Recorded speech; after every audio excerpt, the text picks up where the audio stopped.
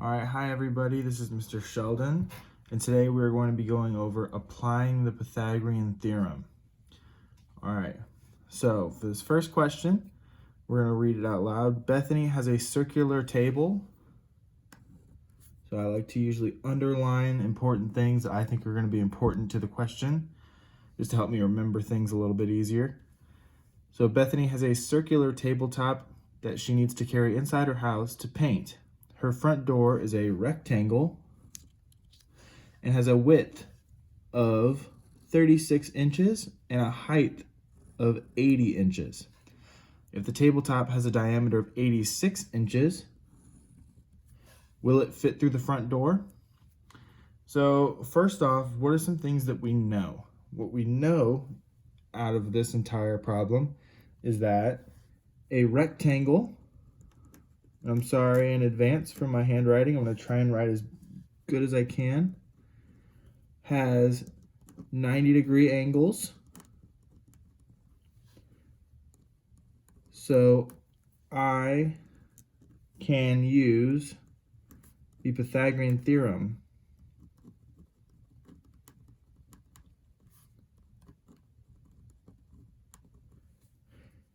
to find the diagonal distance of the door. This is basically saying that taking the rectangle that we would know a door is typically shaped as, you can find it from, say, the top left corner to the bottom right. So what do you need to know? Well, I need to know that is the, well, that's a terrible I, is the diagonal distance of the door greater than the diameter of our, that's supposed to be an N, I'm sorry, of the tabletop, meaning can the tabletop fit through the door? So in order for the tabletop to fit through the door, it has to, or the diagonal distance of the door needs to be greater than 86 inches. And the reason we're using the diagonal distance of the door is because if you look at what it gave us, the greatest distance that we have is the height, which is 80 inches. But we know that the diameter is 86. So we already know that standing it straight up is not going to fit through the door. So we have to kind of angle it to get through that door. And so we need to figure out if that diagonal distance is going to be greater than 86. So now what we do is we can draw a picture of our door. And I'm not good at drawing, so we'll figure it out as we go. And so then we'll draw our diagonal. And so I'm going to go from the top left to the bottom right. And we can see here that we know a rectangle, like we said, has a 90-degree angle, meaning that this will be our hypotenuse.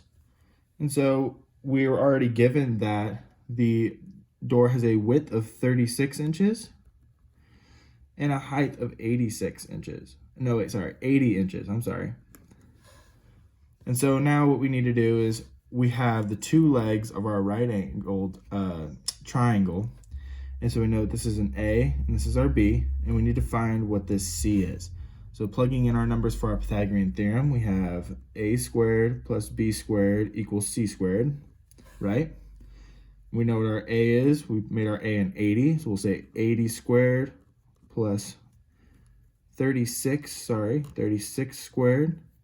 equals C squared. And if I come back here and I grab my calculator, we can see here that 80 squared gives us 6,400 plus what our 36 squared is, which is 1296, equals our C squared.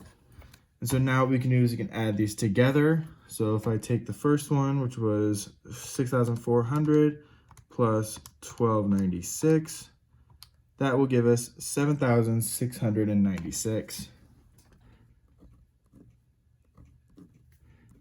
But are we done here? No, right? We got to get this c by itself because we're trying to find c, not c squared in this situation. So what we'll do is we can square root both sides to get rid of that squared, which then we will end up with c equals, let's check our calculator, pressing the second key. Oh, sorry, it wasn't even on the screen, I'm sorry. Pressing the second key, going to the squared button, plugging in 7,696, and that gives us 87.7, because whenever we have a weird number like that, we have to round right, and that 2 dictates that we round down instead of up, so that would be 87.7. And so now we look at what we needed to know. So is the diagonal distance of the door greater than 86? Well, is 87.7 greater than 86? Yes, right? So that checks off. And now we know that your solution, it says if the tabletop has a diameter of 86 inches, will it fit through her front door? And we know that since the tabletop is smaller than the diagonal distance of the front door, then yes, it will fit.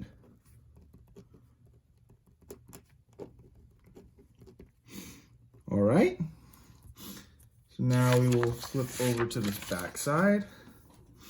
All right, there was another one, number 2, but I think we're going to work on that in class, as well as this number 3. I have the one circled here that we're going to do here.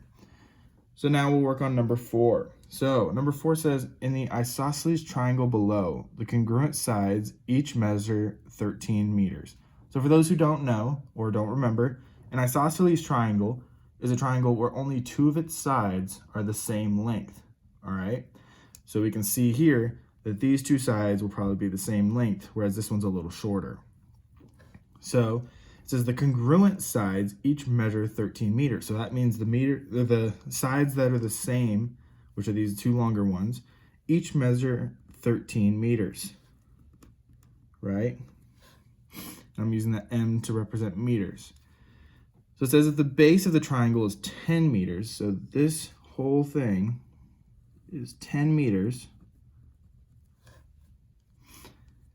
What is the height of the triangle? So now what we're trying to do is we're trying to find that x, right?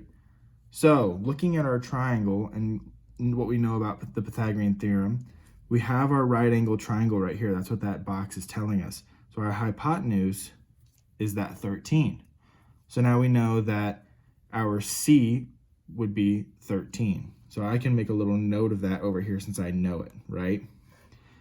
And so now we know, okay, what we need to do is find the A and the B. Well, we know that we have to find A because that's what it's asking for, is the height of this triangle right here. So we can say we don't know A. So I'll just plug in A squared for right now into our Pythagorean theorem equation. And now we have to talk about B. Well, we wouldn't use the entire 10 meters, right? Because all we're worrying about is this triangle right here. All right. So what we're trying to do is find this triangle. So all we need is half of this base length that they gave us of 10 meters. So what we do is we then plug in for our B, we'd say B equals 5 meters, right? So now plugging in the rest of the numbers that we know, we have A squared plus 5 squared equals 13 squared. And now let's try and solve for A. So what we do, we have A squared, we square 5, that gives us 25. You square 13, that gives us 169. And then what we know, since A needs to be the only thing on one side, whenever we try and solve for variables, we need the variable itself to be the only thing on one side of the equal sign, right? So we need to get this A by itself. Well, what can we do? We can get rid of this 25 since it's a constant by subtracting 25 from both sides.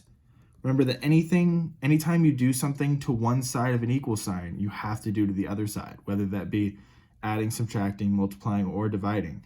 So anytime you subtract, you need to subtract from the other side.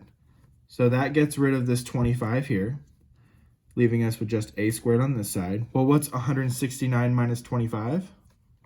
If I plug in my calculator right here, 169 minus 25, That gives us 144.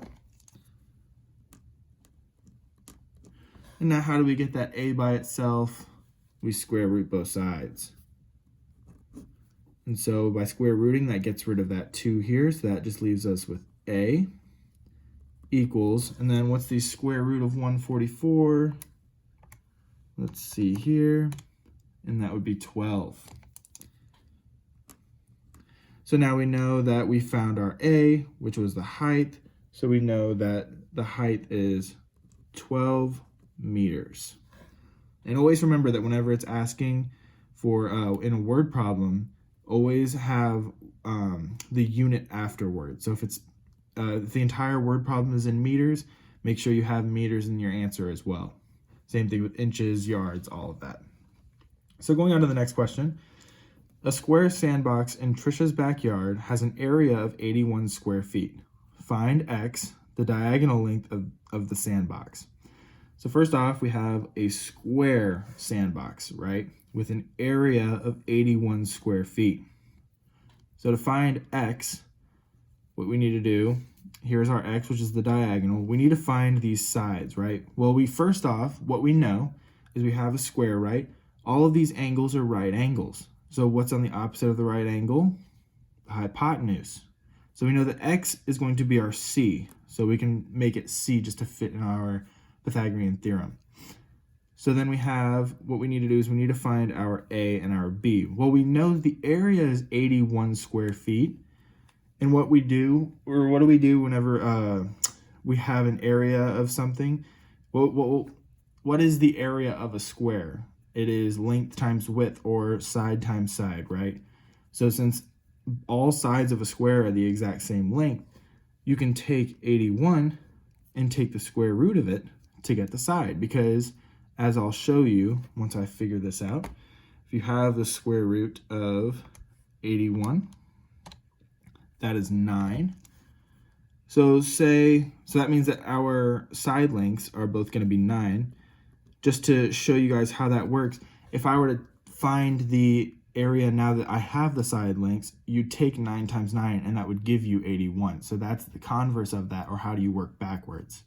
So now you have a and your b, so now you can plug in a squared plus b squared equals c squared, right? So we have 9 squared plus 9 squared equals c squared, because we're still trying to find the c, which 9 squared both times is 81 equals c squared. 81 plus 81 gives us 162 equals c squared. And now how do we get that c by itself? We take the square root, right? Same thing we've been doing. And so now if you take the square root, I'll delete that. If you take the square root of, what did we get? 162. That will give us 12.72. Well, that 2 rounds down, right? And so what we'll do is we'll end up with 12.7. All right. And so that means that our c equals 12.7, and we're still in feet, so you have to remember to keep that feet. So our answer is 12.7 feet. Moving on to the last one here. I'm going to scoot my page up a little bit. All right. So moving on to this last one, we're going to work on number 6. It says, to walk to her friend's house, Julie normally walks 63 yards north, right? 63 yards north and 16 yards east as shown. How many yards shorter would it be if Julie took the diagonal shortcut x?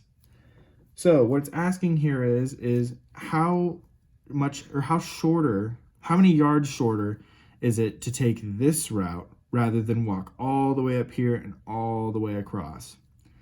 So what do we do first? Well, first off, we need to figure out how long or how many yards in total it takes for her to walk this whole route.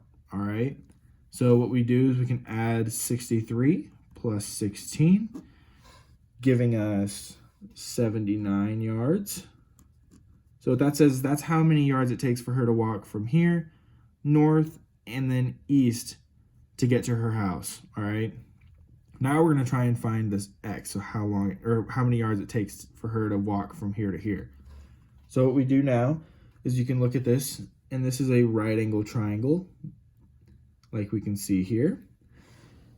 And so we have our A and our B, and again, all we need is our C. So we can plug in our A and our B, which you can do 16 for A or 63 for A. It doesn't matter as long as the C is right.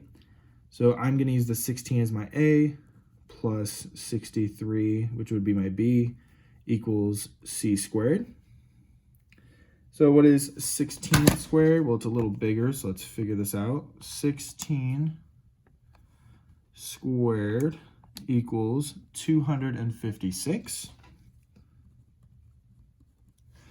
And then 63 squared gives us 3,969. Geez, it's a big number. Equals our C squared. Now, what is both of those added up? Let's see, 3,969, I am sorry, plus 256 gives us 4,225 equals our C squared. And then what do we need to do to get that C by itself? That's right, we need to square root both sides. And so what is the square root of 4,225? It is 65 exactly. I love whenever it comes out to a normal number instead of all those decimals, right? It makes things so much easier. So are we done here? You'd think, right? But no, we're not done. What we need to do is look back to what it's asking. It's asking how many yards shorter would it be if Julie took the diagonal shortcut X.